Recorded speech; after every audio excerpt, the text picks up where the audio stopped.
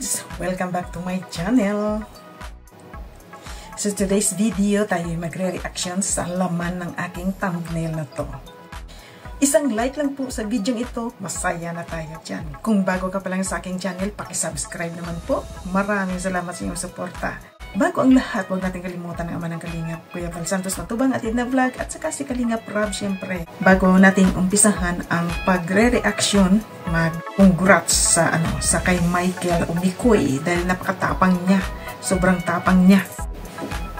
Ang lakas niya, hinarap ang mahirap na desisyon para mamili. So congratulations at nagawa mo yun ng hinarap mo at nagdesisyon ka ng may katapangan. Kaya congratulations. At syempre, good luck sa Chris. At abangan natin ang mga susunod na tandem ninyo, ang vlog ninyo. Syempre, alam natin na maraming nagkakagusto o inaabangan ang inyong tandem. Kung maraming bashers, mas marami ang nakakaintindi at naunawaan ang iyong desisyon. Galing yan sa mga supporters ng ni Eden. So, gaya ng Team Hamag o Team Mikden International. Ito yung sinabi sa kanya. Kaya parang medyo natutuwa rin ito si Mikoy sa ginawa nila dahil hindi sila nagtanim ng sama ng loob kay Mikoy sa desisyon ni Mikoy. Naintindihan nila. Kaya nito. Salute po pala sa team sa Team Hamag kasi ang dami pong nagpaabot ng messages sa akin galing sa Team Hamag. Yun na, para ito sa malalawak ang pangunawa na yun nga po na sa Team Hamag po. Sobrang ang dami nila sinabi sa akin which is naiintindihan nila yun. May sinabi I salute you Mikoy kasi hindi mo na pinatagal, hindi mo na yun nga nagdesisyon ka na agad, and concern na nga din sila gawa nga sa pambabash nga po dahil nga po sa dalawa po yun na nagiging ka-partner natin. Grabe. Lalo po sa mga ibang Team Hamag Mikden International na naging part tayo ng group chat po. Mikden International #Team Hamag. Sobrang babait po nila. Ganda yung kasi syempre nasaktan din syempre yung nalungkot kumbaga na wala na, hindi na matuloy yung Mikden. O ganyan talaga ang buhay. Kailangan isa lang, hindi pwedeng dalawa, di ba? So para din naman ito makapokus din si Mikoy sa kanyang gagawin sa kanila sa pagbablog kung sino yung pinili niya, o di ba? O di kaya si Krista. Kaya ang kagandahan ng kanilang tandem is kakaiba kasi, kakaiba. Kaya ito papatok to sa masa dahil papatok to sa viewers dahil iba musical tandem. Kaya saka ito sasabihin natin ito lang ito, honest lang talaga. Sa Mikden may nagsabi na walang chemistry. Hindi yan totoo. May chemistry ang Mikden. Mayroon. Hindi nga lang kasing lakas ng chemistry ng Mikres. May nagsasabi na walang chemistry ang Mikden kaya bla bla bla. Hindi yan totoo. Mayroon chemistry, mayroon. Kaya lang, hindi ganong malakas. Kaya, at saka, si Mikoy kasi, ang gusto niya, yung, alam mo naman sa atin mga tao, tayo, bawat isa sa atin, mayroon tayong, kumbaga, kung ano yung gusto natin, kung saan magaan yung loob natin, kung saan yung masaya ka sa gagawin mo. So, ito yung, ni Mikoy, kasi nga, mayroon ng, si Mikoy, may experience na siya sa pag-acting, sa music, o diba, sa dance, parang ganon. So, kaya, kumaga nag-click sila ni Krista. Kaya yun ang kagandahan. Kumaga, wala nang effort, wala nang ka-effort, kumaga ganon, basta na lang, bigla na lang nagko-connect ang kanilang usapan. O diba, yung actingan nila, biglaan lang. Wala nang script, kumaga ganon. At huwag mag-alala sa mga nagwo-worry na bata pa si Krista. Hindi naman sila love team. Sila ay tandem lang. Kagaya nitong sasabihin ni Mikoy. Love team na ba kayo ni Krista? No po. Kami po ay musical tandem po kami ni Krista. Which is syempre may halong pampakilig po. Para naman syempre po. At saka, ang dami kasi ang dami nakaka-appreciate po nung ganun. Kumbaga parang may ibang klaseng timpla naman. At saka ito rin ang dahilan kung bakit gustong-gusto rin talaga ni Mikoy si Krista. Ito, pakinggan natin yung kanyang explanation. Sadyang ano lang po talaga, sadyang magaling lang din talaga si Krista po. Kaya nga kaya nga halos sabi ko nga, grabe, wala, kailangan ko na naman mag-practice kasi ginugulat po kami palagi ni Krista every time na may next vlog. Kasi naghahanda din kasi si Krista eh. Alam niyo 'yun? Marami na akong pinagdaanan na napapasama tayo sa mga film. Nag-acting talaga ako before. Kaya sobrang saya ko po kasi parang bumalik ulit sa lahat nung binlog ako ni Kalinga Prab po.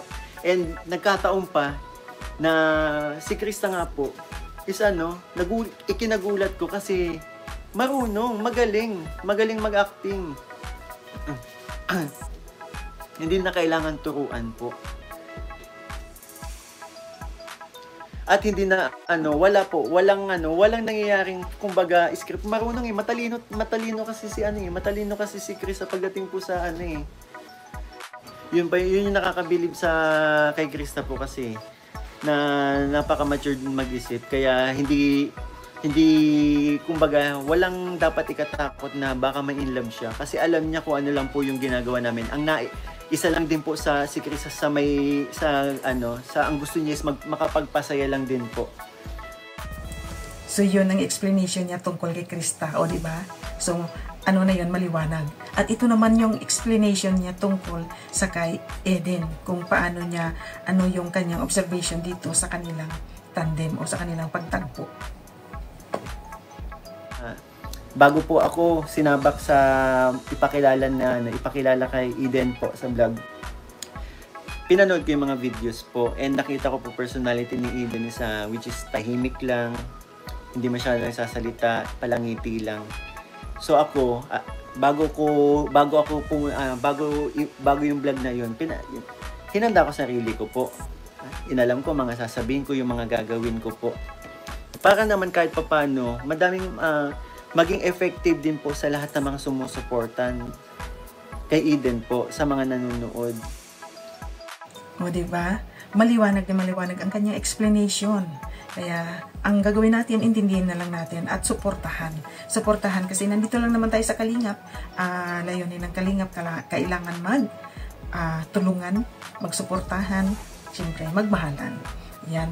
Good vibes lang ito eh. Kaya ginawa nga ito ni Kalingap para makapagbigay ng good vibes at din ng stress reliever sa ating lahat to, di ba?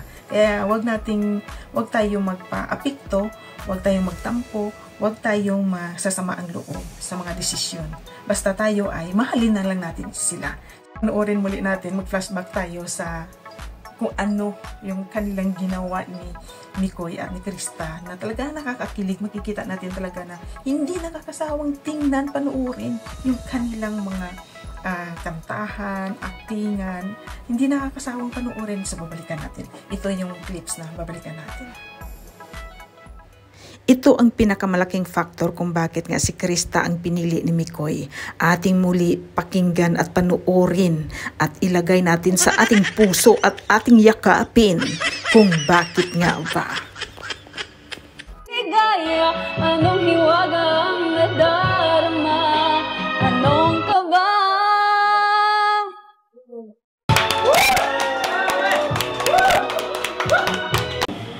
Kala ko wala ka na.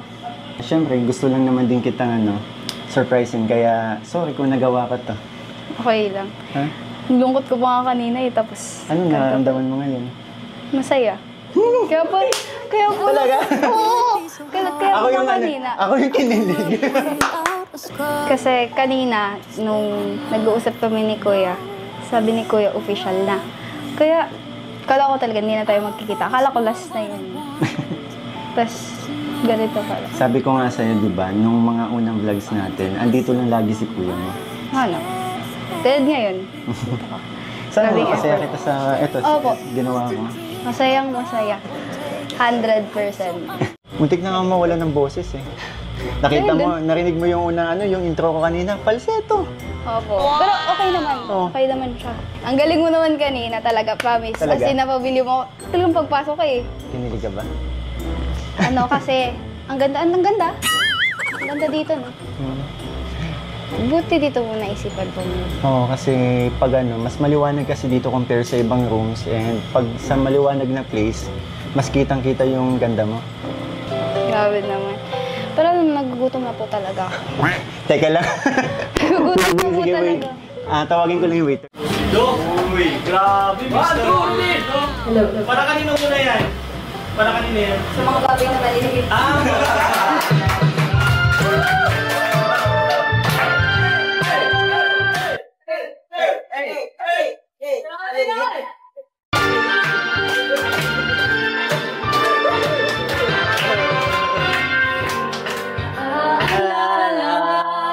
Ang iyong hindi ka po kapag nakita hindi ko po talaga sobrang mamandas mo. Bakit nga ba kinilig si Mikoy dito? Ay, ulit. Sobrang mamandas mo.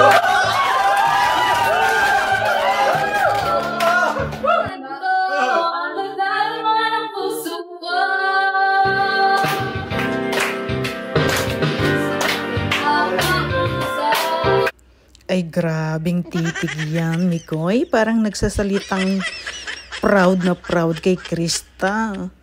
Ay parang nasa ulap nang ako'y iyong titigan. Tinitiligan ko talaga.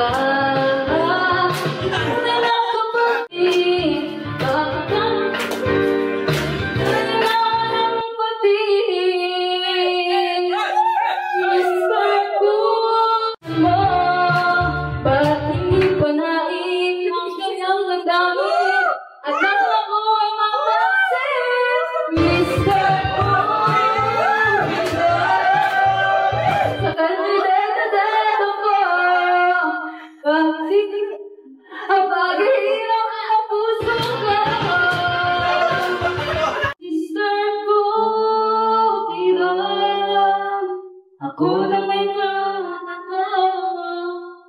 kurang yun ang tagalan ng paghihirap ng puso ko. Huwag mo nang tagalan ng paghihirap ng puso ko. Mr. Cupido, Mr. Cupido,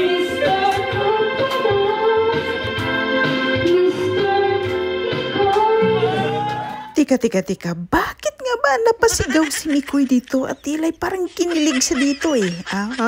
Ano kayang sinabi ni Krista dito? O sige. Ulit. Mr. Cupido, Mr. Cupido,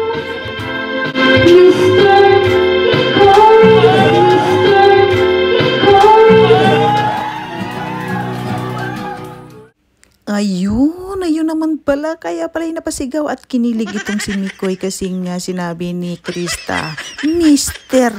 Mikoy. Oh, diba? Susukiling.